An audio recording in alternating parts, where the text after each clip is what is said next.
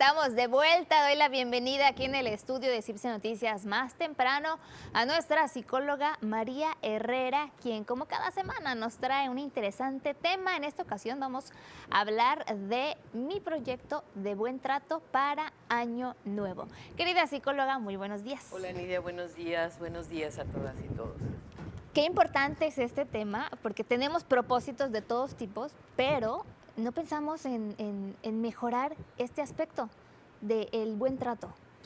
Sí, recuerda que esta sección se dio precisamente hablando de la importancia de lo que es empezar nuestra vida de buen trato hacia nosotras, buen trato hacia los demás, buen trato que parece algo sencillo de decir, pero no lo es, porque incluso hay muchas resistencias por parte de mucha gente a tratar bien a otras y a tratarse bien a sí misma y a sí mismo, ¿no? Y esto que dices que tenemos 20,000 propósitos, cada año nos hacemos muchos propósitos, principalmente el de dejar de comer, hacer ejercicio, arreglar nuestros asuntos inconclusos de lo que hablamos la semana pasada. Sin embargo, nunca hablamos de cómo empezar, porque eso no está en nuestro chip. ¿Cómo le hacemos y si nos damos cuenta qué tan mal nos tratamos o qué tan bien nos tratamos en su caso, ¿no? Y una de las principales, el nivel personal del buen trato tiene que ver con escucharse, escuchar qué sentimos, qué pensamos de nosotras mismas, de nosotros mismos, qué es lo que en nuestra mente circula en relación a nosotros. Y hay una toma de responsabilidad de qué puedo hacer por hacer cosas, hacerme regalos que tienen que ver con cosas materiales o tienen que ver también con situaciones espirituales. ¿Qué cosas me regalo a mí? ¿Qué espacios a nivel personal me puedo regalar? Por ejemplo, ir al cine, sentarme con toda tranquilidad a ver un atardecer, regalarme un tiempo en soledad para aquellas personas que todo el tiempo están haciendo algo por otras, enloquecidas haciendo cosas por otras, pero que a sí mismas siempre se dejan a lo último, ¿no? Si es que a lo último. Entonces, ¿cómo empieza ese buen trato? Pues hacerse escuchar a sí misma y poder acudir y tomar la responsabilidad de lo que implica el propio bienestar, no pensando en nadie más, sino hacer actividades que dependan de mí misma y que solo sean para mí. ¿Qué quiere decir? Que estas actividades de la dimensión individual tienen que ver con que no estoy pensando en algo que voy a hacer para los demás. ¿Qué quiere decir? Por ejemplo, las mamás, no, pues algo que me voy a regalar es hacer la comida para toda la familia. No, esa es una dimensión diferente y tiene que ver con los otros. En este caso, en este primer segmento es qué hago para mí, que dependa de mí y que solo sea para mí. Y pudiera ser de algo tan simple como, por ejemplo, pues voy a sentarme y me voy a comer este chocolate que me encanta. Ajá, a sentarme a algo, a irme al cine, ¿no? Esto de ir al cine que mucha gente en la consulta, una de las tareas que les pongo es, ¿por qué no te vas al cine sola? No, eso no lo puedo hacer. Yo me sentiría muy mal estando en el cine sola. Y entonces yo le digo, experimenten la idea de ir sola al cine y después de ir sola al cine hay un antes y un después. Y por eso es tan importante darse un regalo como ese.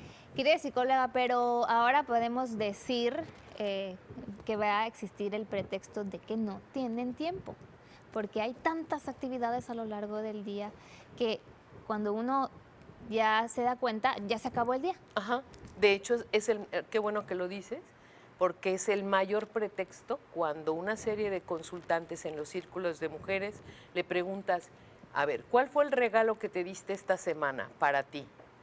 Y la mayoría de las personas terminaron una semana o 2 semanas sin haber hecho la tarea de haber hecho algo para sí mismas, porque hay una resistencia a pensar solo en ti porque se toma como que eres egoísta, como que si no piensas o bien que no tienes el tiempo. ¿Y qué haces? ¿Extiendes el tiempo para todo? ¿Eres capaz de estirarlo para el trabajo, para los hijos, Para los pendientes, para la casa. Sí, menos para ti. Entonces, Si eres capaz de jalar el tiempo para los pendientes, jala un poquito para ti. 15 minutos, media hora, empieza por un tiempo que digas, me concentro en mí. ¿Vale? Segunda dimensión, es la dimensión del desarrollo del cuidado mutuo. Y ahí viene otra situación. Principalmente en las mujeres se nos ha enseñado que lo más importante es cuidar de otros, de quien sea, de los hijos, de la mamá, del papá, de los hermanos, de los jefes, de alguien más, menos de nosotras. Y aquí se trata de aprender a desarrollar el arte de dar y de recibir en el mismo sentido. A esta dimensión se le llama, Fina Sanz le llama la dimensión de los cuidadores y de los que son cuidados. ¿Qué quiere decir? Hay gente que se dedica todo el tiempo a cuidar a alguien, pero esos que son cuidados por las cuidadoras, que son regularmente mujeres, no dan en justa corresponsabilidad a quien les cuida o a quien les provee de bienes y servicios.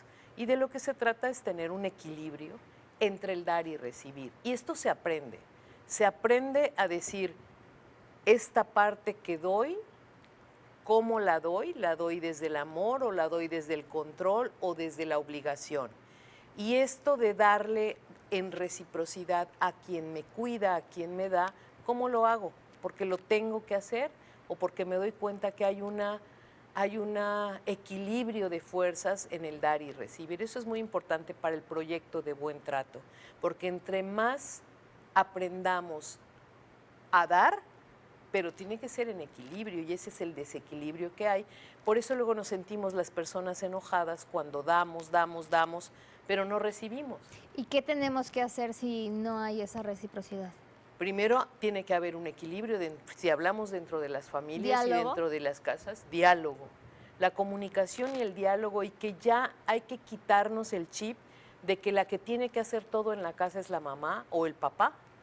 Tenemos que aprender, y eso es unos límites que deben ponerse las mamás y los papás, de decir hasta dónde está la crianza. Al final y al cabo son equipo. Al final y al cabo hay un equipo, debiera haber un equipo, podría haber un equipo donde el buen trato habla del dar y recibir equilibrado, porque hay hijas e hijos que solo reciben, la mamá lava, la mamá plancha, la mamá es la chofera, la mamá es la que hace todo, y entonces los demás esperan. Pero también no hay un alto por parte de la mamá para decir, a ver, aquí todo mundo tenemos responsabilidades porque aquí todo mundo come. Aunque no lo crean, dar y recibir equilibradamente es parte de un proyecto de buen trato, ¿no? La tercera dimensión es la dimensión de cómo construir una familia afectiva. Una cosa es la familia biológica, que muchas veces hay cantidad impresionante de conflictos, pero otras veces hay mucha unión en las familias. Se llevan bien entre hermanos, hay esa calidez y ese estar cercanamente bien. Pero otras veces la construcción familiar no es tan buena. Y entonces, ¿cómo le hacemos para hacer una construcción de familia de nuestras amistades?